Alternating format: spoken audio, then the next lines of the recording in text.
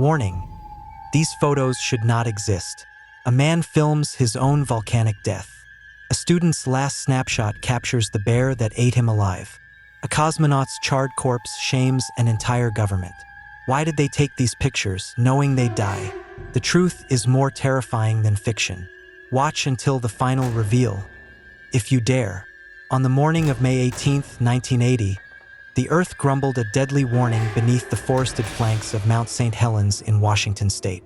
For weeks, the north face of the volcano had swelled like a malignant tumor, expanding 6 feet a day, a grotesque countdown to inevitable disaster. But it was only when a magnitude 5.1 earthquake struck that morning that the mountain gave in to the pressure it had been hiding. The side of the volcano, an entire face of the mountain, collapsed in the largest landslide ever recorded in the United States. And in that moment, all hell broke loose. Positioned just 13 kilometers from the summit, photographer Robert Emerson Landsberg knew what that rumbling meant. But instead of fleeing, he did something almost unfathomable. He stayed rooted, not out of stubbornness or paralysis, but in an act of sheer, desperate heroism. With volcanic ash already falling like toxic snow and the skies blackening with chaos, he turned his camera toward the oncoming eruption. There was no ambiguity in what he saw. This was death, charging toward him at over 100 miles per hour in the form of searing ash, molten rock, and superheated gases. The decision he made in those final seconds was nothing short of profound. Robert didn't run. He didn't scream. He didn't even attempt to escape. Instead, he took one last sequence of photographs, trying to capture the monster before it swallowed him whole. Then he placed his camera inside his backpack, zipped it closed, and laid his body over the bag like a makeshift coffin, attempting to protect the film with the only shield he had, his own flesh. When rescuers found his body 17 days later, buried in ash and earth, they discovered the undeveloped film nestled beneath his charred remains. Against all odds, it had survived, and the images he captured, grainy, surreal, final, would become a terrifying window into the last seconds before the cataclysm engulfed him. That film, those frames, were Robert's last will and testament. They are not just pictures. They are a man's dying breath carved into cellulose, a silent scream that refuses to fade. They show the pyroclastic surge with a terrible clarity, an avalanche of death descending from the heavens like a biblical plague. To look at those photos is to step into the final heartbeat of a man who stared into the apocalypse and chose to document it for the world he knew he would not live to see. Almost 35 years later, on a warm September afternoon in 2014, the serene trails of Apshawa Preserve in West Milford, New Jersey, betrayed another horror. Darsh Patel, a 22-year-old Rutgers University student, had no reason to expect death when he entered the woods with 4 of his friends that Sunday. They were students armed with smartphones and backpacks, not weapons or fear.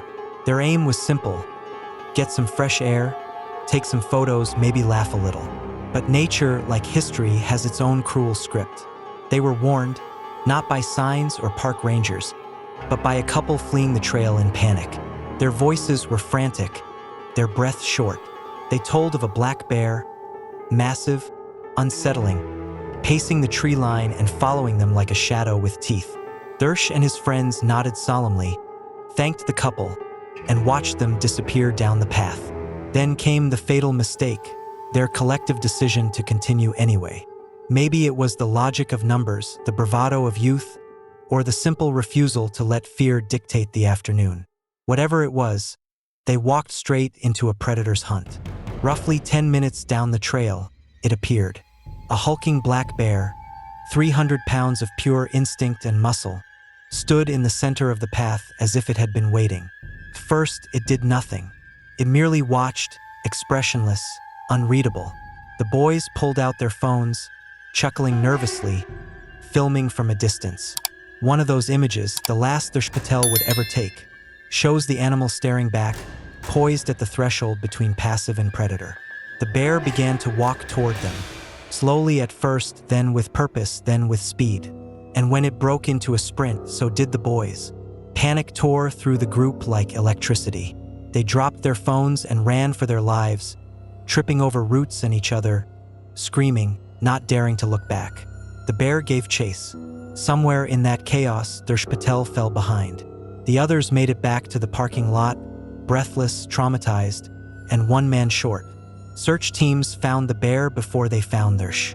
It was pacing around a disturbed patch of earth, agitated, aggressive. The rangers knew. They raised their fire weapon and took down the bear. And when they examined the scene, the truth solidified like ice in their stomachs. The patch of earth was what remained of Darsh Patel. His body had been partially consumed, and inside the bear's stomach was undeniable evidence: human flesh, skin, and bone. His phone was recovered, too. The last photo showed the bear looming in the distance, staring straight into the lens. That picture, now infamous, captures the exact moment before prey became victim, before curiosity curdled into blood. There's something unbearable in knowing that Darsh held his phone steady as death locked eyes with him, that he snapped a photo as the line between nature and nightmare vanished forever. But perhaps the most harrowing image of all comes not from the wrath of nature, but from the cold, calculated failures of human ambition.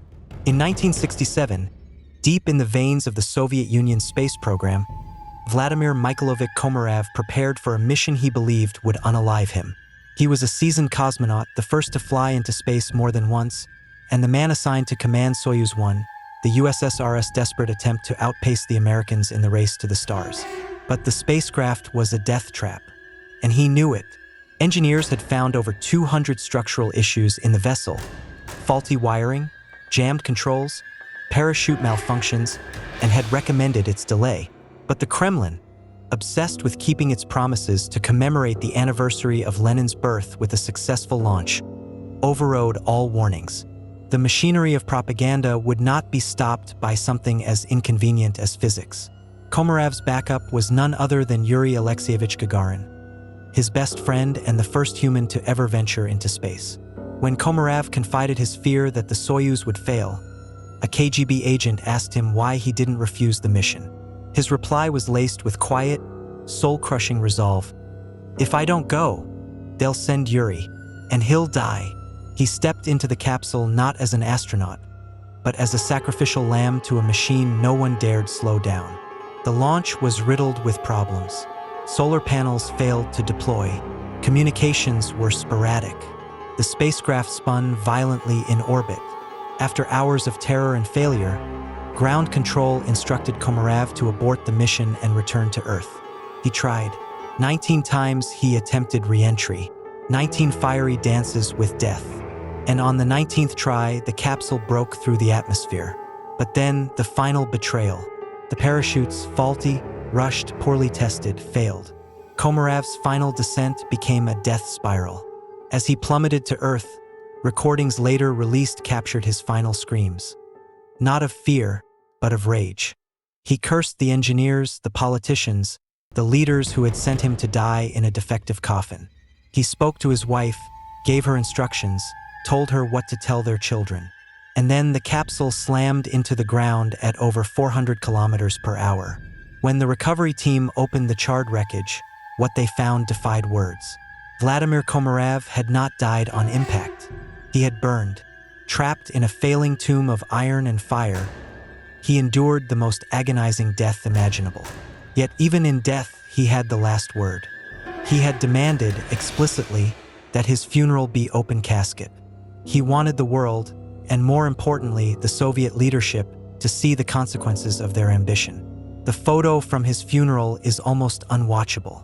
A twisted, blackened fragment of a man lies inside a casket while Soviet leaders stand nearby, forced to face the disfigured consequence of their blind nationalism.